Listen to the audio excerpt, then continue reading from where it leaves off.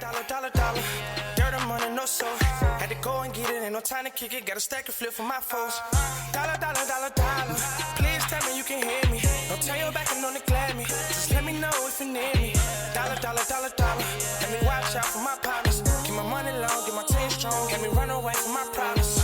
Yo, what's good, original crew, man? We're back. Hey, we got the boy Patrick CC in the place to be. That's here on this channel. We got piracy is the logical solution. Do you agree or disagree with that statement? See, I don't know. Do you know what he's referring to? Let me ask you this. No. Okay, I don't even know what we getting into. So that's why we got the video today. Hey, make sure you check out the links in the description box. Down below. You already know where to go. If you want the first part, you got to do it. Check out down below. Also, if you enjoyed today's video, like it with a thumbs up. Let's get it. Let's check this out. Let's see what's about, man. Let's go. If buying isn't owning, then piracy isn't stealing, which is why piracy is no longer seen as digital theft reserved for risk takers and your plug who knew a sketchy website. Now it's easier and more convenient than ever. TV, movies, sports, live events, whatever you want for free. It's become so normalized that piracy sites are getting more yearly visits than every streaming. It was on a decline and went up. You know why? I feel like it's gone up. Wow. Corporate greed. Corporate greed. Everybody wants to put everything on behind a streaming platform wall, you know what I'm saying? And I'll say also with so many restrictions now. Because I'll say like, sometimes I don't consider like what we do is like putting something behind a paywall. Like most of the stuff we do, like we just posted on Patreon, which is a platform that you actually have to pay to upload to still. Yeah. And people don't realize that, and that's the reason why people do put a price point on it. Is at least like some people now, if you saying, hey, I'm charging you $25 to access some content, however you want to feel, but if it's like $3-5 to just access some content, 9 times out of 10 you're paying for this person to be able to upload to this platform. That's the reason why some people like, hey, I'm gonna charge, but I'm not gonna charge you at the wazoo because these platforms aren't free to upload to. Right. We actually have to pay to upload to Patreon. Right. We do. I don't know what other people do, but we pay $1,000. You know, it's expensive. I'm just saying, like, there's levels to it, but because we upload so much, that's the reason why you pay for storage and stuff like that. Here nor there. But that's the reason why. I don't like crap on people with Patreon and people saying you put stuff behind a paywall because YouTube has gotten so strict now. So a lot of people can't put their content on YouTube. A lot of people want to give it to you for free. It's just, hey, just, you know what I'm saying? But your favorite shows, a lot of your favorite things nowadays, or even like you say, you got a show that you've been wanting to watch. You like, hey, I didn't watch something. Dang, you got to buy another app. And then this app, I got to buy another app. And I got to buy this app. And I got to buy this app. By the time you buy 10 apps, you're paying $200. True. You might as well pay. And then most of those, you're not even getting for, like, ad-free. Some of those, you still getting ads on. And so with that being said, it's like, damn, we might as well just have cable back. Facts. But I think the reason why cable still won't work out is because everybody wants on-demand content. Yeah. I want to be able to watch what I want to watch, when I want to watch it, and not a set schedule. And that's also the downfall of cable, is because you have to wait till they put some on. And it's like, but I don't want to watch that. I want to watch something else. And that's when you had channel surfing. You just surfing through the channel, seeing what's on that you might be interested in. Now you can be like, hey, I just want to binge watch this one show. And that's about streaming services. At the end of the day, we be complaining. But with the binge watch community, like, not community, but binge watching epidemic, I'll say. Everybody love binge watching what they want to watch when they want to watch it. Is forcing the hand of the streaming platforms. You get what I mean? Maybe I ain't saying it correctly, but I know what I'm trying to get at. I get what you're trying to say. You're saying a lot, but I get what you're trying to say. But do you agree to? What part? Which part? With the binge watching? No. With the I 100% believe cable is done. What are you asking me? Which part do I agree to? Oh, the reason why, like, you can't really fight the streaming platforms. Yeah, I agree. I said a lot. You said a lot, so I'm trying to surface through everything you said. But yeah, just to make it short, yeah. Service combined. But this makes sense when you consider that every facet of the entertainment industry has been destroyed by corporations. Even if you're not a sports fan, you will relate to this struggle, because you need to see how insanely difficult it is just to watch a basketball game. I live in Oklahoma City, and I really wanted to follow... Huh? Pat, you said Oklahoma, nigga. I thought you was an East Coast dude. I swear I thought he was in, like, Pennsylvania. Oklahoma? Why did you think that? Oh, no, he just gave me East Coast. He don't give me Oklahoma.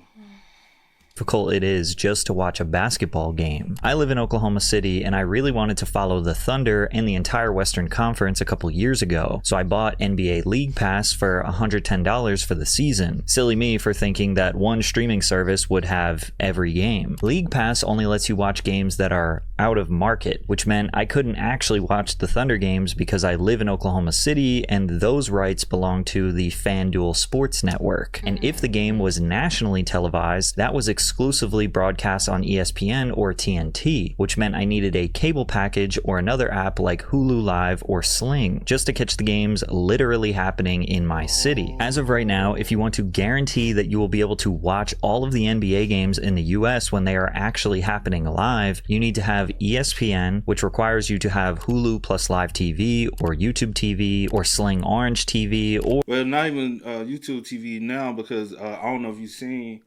now with YouTube TV, you can't access Disney or ESPN content on there anymore because that deal fell through, and a lot of people were pissed off because they were trying to watch some games the other day, and they were like, "Come on, like I paid all this money for YouTube."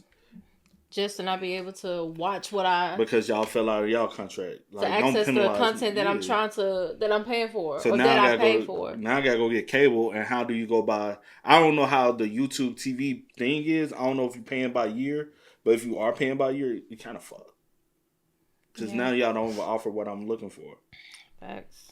Or with an upgraded cable package. Then you need Peacock, which is $11 per month. Then you need Prime Video, which is $9 per month. And ABC, which would come with your basic local cable subscription. The cheapest way to guarantee every game would be $66 in subscriptions and whatever your basic cable costs these days, which is on average about $25. So roughly... Ooh, most basic. Oh, that's basic, but that's not even basic cable to get, like... I guess to get just your standard generic channels, but even if you want to, because most people gonna get like the ESPN package. Yeah, don't nobody want them channels. But he's talking about for like ABC and stuff like that. But don't nobody want them little bare basic channels. You might as well just have them. Because you're gonna want to add on the other stuff, so it's gonna cost you more. $91 per month just to watch basketball, the cheapest. Now, me personally, I would never pirate anything. That is behavior I absolutely condemn. But I'm not surprised anyone who would do it when all you gotta do is go to one of the many widely available free websites, click the extremely clean and clear interface that says the exact game or event you are looking for, and just watch it for free. But honestly, we should have seen this terrible streaming climate coming from a mile away, because as they say, nothing good lasts forever. And to understand why piracy is so rampant today, we have to understand this detailed list of problems that piracy solves. Netflix used to be $8 per month, and it had a deep catalog of some of the most popular shows ever made. The Office, Friends, Breaking Bad, Dexter. Y'all really went on Netflix when you had to when they had to ship the DVD to you. Were you on Netflix then? I know we was. Were y'all? Y'all ever Netflix through the mail, or y'all just Redbox? Mainly Redbox. Nah, we Netflix through the mail, man. I was like, damn, you have to put the joint in. They gotta see that it's been picked up before they send the other one out to you. So it's like, shoot.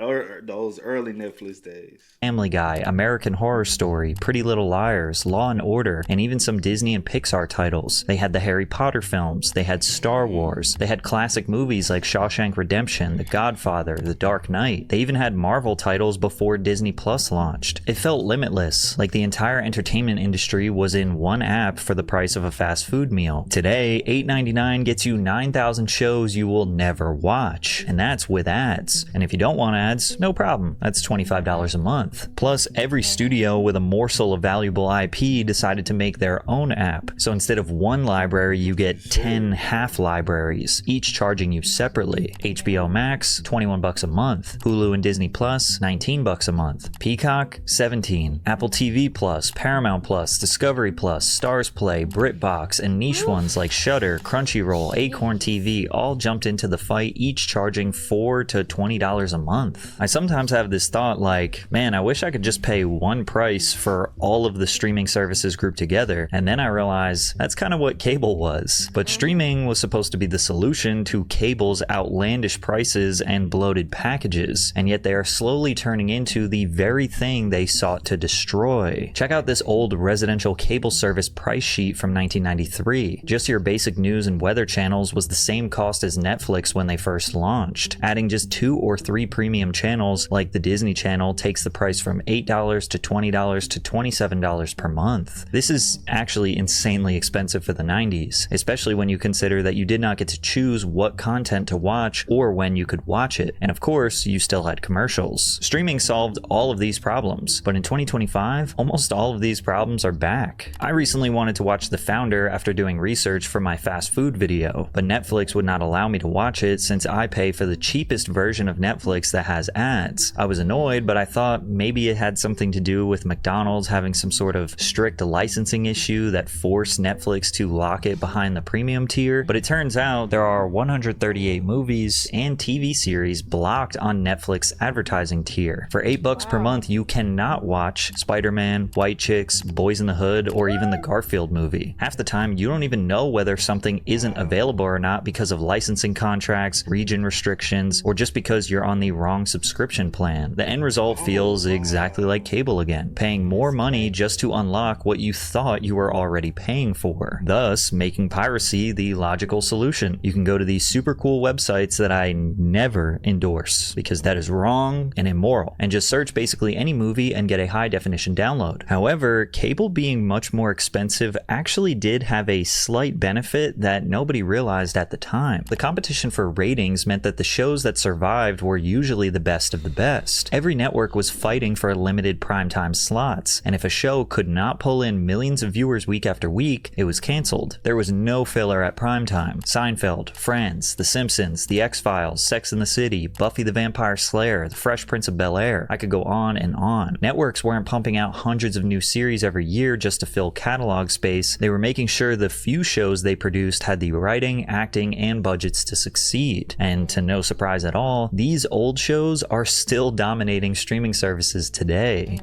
Is that possibly also the reason why, like, the quality of entertainment was better? Maybe. Because you got to think about it, right? Mm-hmm.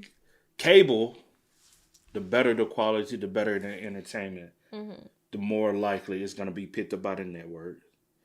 People are going to be willing to watch more of, right? Mm-hmm. So you had to invest everything. Same way with radio. The better the song, as far as being catchy, being like very enjoyable, made sure songs stay more on the radio. So you had to put effort behind it. Yeah. Now people feel like I don't need radio. I just put my stuff on a streaming platform and the fans will find me. Mm-hmm. So now the quality of it sucks. Quality has gone down so much because on demand. Yeah. I don't want to listen to the radio. I want to listen to what I want to listen to, and I want it on demand when I want it. Because even like we lived through the radio age. We lived through cassettes. We lived through CDs. We saw the introductions of MP3s. Mm-hmm. And even with MP3s, like, there was a certain amount of storage. Yeah. You can't go over that certain amount of storage. So it still was a thing of, all right, I'm gonna have what I want to listen to, but I could still listen to the radio, or I could still buy these CDs. Yeah. Now with streaming, and so it still made people have to try. Yeah. Because I can't just put out any bull. You know what I'm saying? Because people still limited with what they can hear. But now you got Spotify, you got Apple Music, you got nobody gives them fuck. They half-assing saying, here, y'all gonna listen to it anyway. Yeah, regardless. And so the quality is going down because now you got everything you could ever want. And so now you can't be selective. Yeah, true. That is true. Same way with television. That's the reason why we get so many shows. We're like, it's okay. They ain't putting their best efforts because they know, hey, you'll put it on when you go to sleep. We'll get some views. Yeah. You know, like even like Tubi. Tubi, they half-assing because they know y'all gonna put it on when y'all ain't got nothing else going. And you as the consumer are getting cheated. Yeah. And it's I like, agree. that's the reason why I can't indulge in a lot of people and I can't indulge in a lot of shows is because me, as somebody that does have an education and background in entertainment, media, however you want to put it, I just can't settle for mediocre. It just sucks, man. In 2022, Seinfeld racked up 19.3 billion viewing minutes on Netflix, making it the 10th most watched show of that year. Compare that to... Like, look at the tops. Stranger Things, NCIS, Coco Melon, Ozark. Ozark was good. Enchanto, that's a movie, right? It's a movie. Grey's Anatomy. Y'all love Grey's Anatomy. That's something from cable. Criminal Minds, something from cable. Bluey, the kids. Gilmore Girls, something from cable. Seinfeld, something from cable. Supernatural, I don't know. This from cable too. Yeah. I just started saying cable, but NCIS is from cable. Stranger Things, because it was something that was so different. The Simpsons. Simpsons, cable. Cobra Kai. Are we talking about the TV series? Because they're still really pulling from the nostalgic of what we grew up off of. And you got Wednesday, which still pulls off of something we grew up off of. So it's nothing like really new and organic besides Stranger Things, Ozark. To be real for real. Because like Coco Melon and Bluey, those kids shows.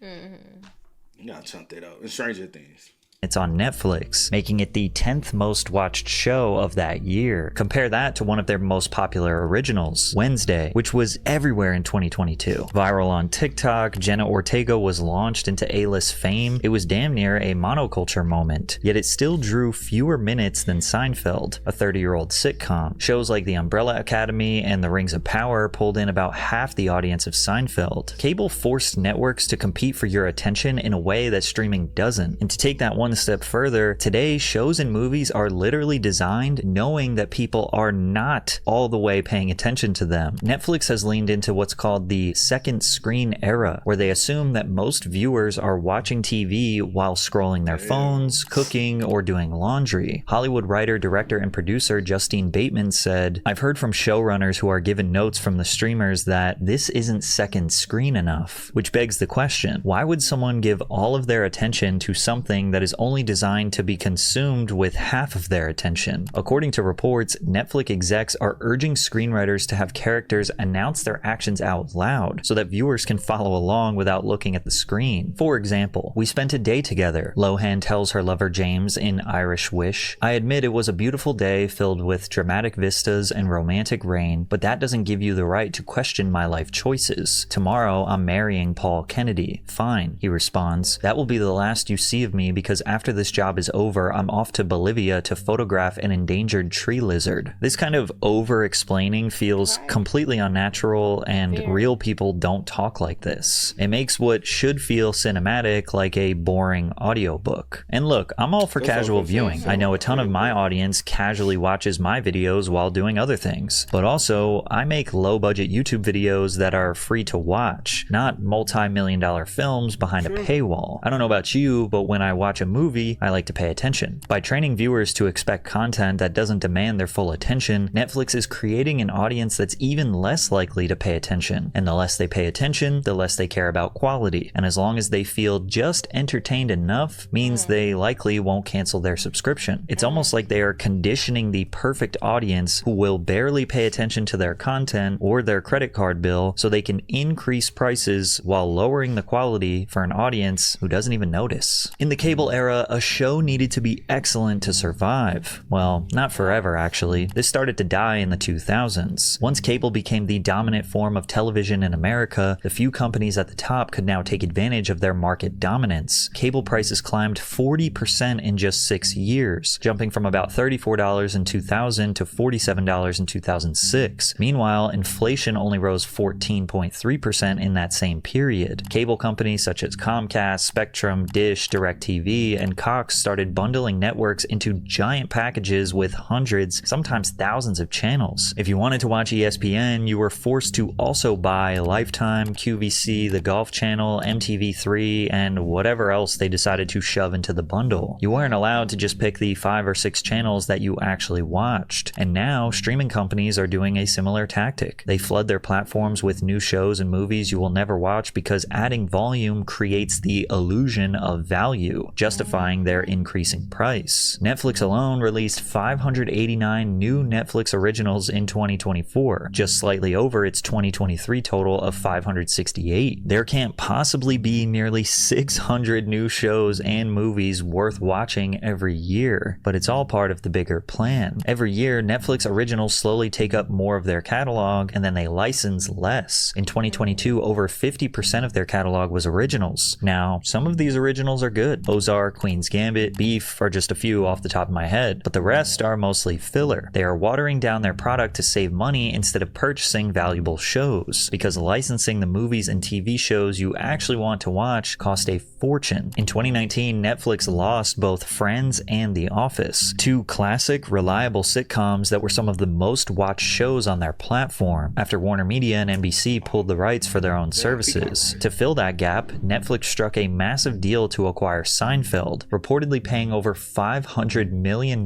for global streaming rights, and that's only for 5 years. So they would have to spend another fortune to keep the show. And this is the cycle we're stuck in now. Streamers don't want to pay billions to keep the classics that people actually want to watch, so they crank out repetitive, boring, low-budget originals that are literally designed for you to halfway pay attention to. Then they slowly raise the monthly price because look at all this new, fresh, original content we're giving you. And users have been conditioned to only watch casually anyways, so they barely notice the dip in quality. Plus, that's only one streaming service. Every company with a little bit of valuable IP started their own app, and they're doing the same exact system. So now if you want a library of great shows and movies, you need to subscribe to multiple services. The average household actively uses around 4 streaming apps, and 8% even access 10 or more. That equals about $69 per month, which is just about the same price that cable was in the early 2010s when everyone jumped to streaming. Piracy is the solution to all of these problems. Piracy reached a low in 2020 with 130 billion website visits, which by the way is still a ton. But by 2024, that number had risen to 216 billion. And it's actually incredibly simple as to why.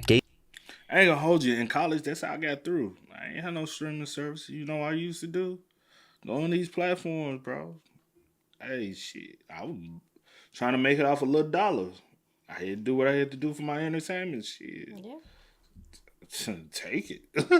You said take it. But, hey, especially in this economy, man, people are struggling, bro. Everybody trying to figure out a way to save $1. While a lot of these billion dollar companies figuring out how to make more money off of the... And get over. Sad.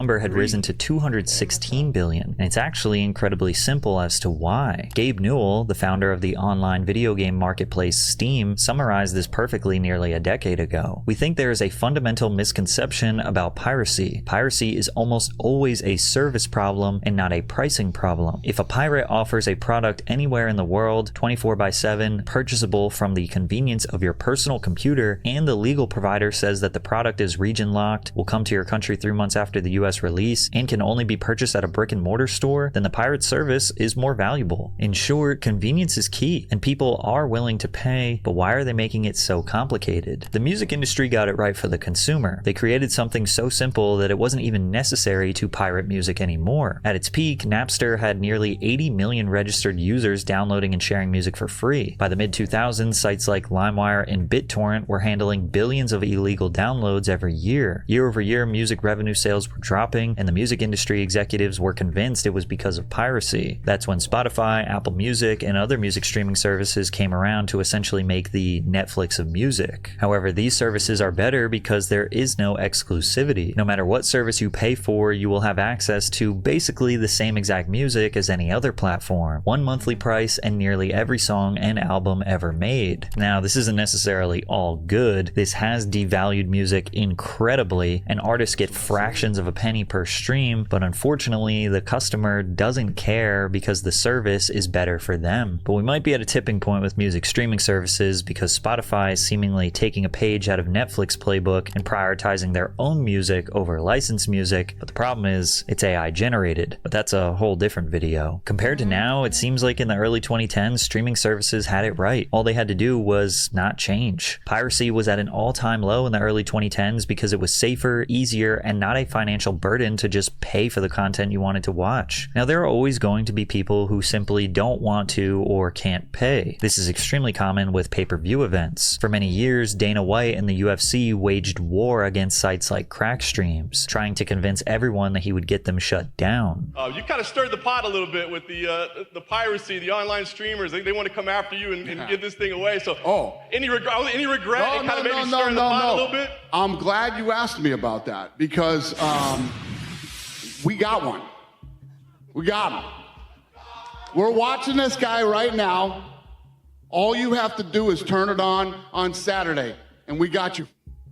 I can't wait. Turn it on Saturday, streamers, and see what happens. Nothing happened. 4 years later, and you could watch any UFC fight crystal clear HD on a handful of different free streaming sites. Dana eventually realized he was losing the battle with illegal pay-per-view streamers, and to everyone's surprise, he actually made a deal that benefits the consumer now. In 2026, all UFC events will air exclusively on Paramount networks in the United States. That means 13 marquee numbered events and 30 fight nights will air via Paramount Plus. For $13 per month, you can get all the UFC events and all of Paramount's content ad-free. This is actually a monumental shift. For the first time ever, fans will have access to the fights at the lowest cost in history. But it's not all positive. Some suspect that this is the beginning of the UFC resorting to basically all the exact issues I have already raised with streaming services. Once the UFC moves fully to a streaming platform, they've got your money locked in, whether the card is stacked with superstars or filled with nobodies. That pressure to deliver massive must-see events disappears overnight. And honestly, that's already been happening in the past couple years. The storytelling is basically non-existent, cards are bloated with fighters nobody cares about, their upcoming talent pool is getting less impressive and exciting, but now the cost of 13 marquee events is roughly the same price as one pay-per-view. So as long as you get one good card per year, it's technically worth the subscription. They quite literally just cheapened their product, so we should expect the quality to decrease even more. Also, fighters have traditionally been paid based on pay-per-view points, meaning if the card sold well, they got paid well. Once that model disappears, the UFC has to raise base pay for their top stars just to keep them happy. That makes those stars more expensive to book, so to save money, the UFC will inevitably have them fight less. Fewer high-profile matchups, more watered-down fight nights, and a whole lot of filler. Fans will pay less, but they also will get less. All of these companies across the entire entertainment industry, besides music, kinda, have overcomplicated their model of delivering content to customers for the sole purpose of squeezing every last dollar out of the end user. I believe most people are good people, and I don't think anyone expects to get quality entertainment for free. We were in a good sweet spot in the 2010s, but greed ruined it. Now the costs are higher, the content is worse, and the convenience is gone. I've canceled nearly all of my subscriptions or reduced to just the ad tier because I just don't watch as much. And I know I'm not alone. When the system no longer respects the consumer finds another way. That's why piracy doesn't feel like stealing anymore. It feels like the logical solution.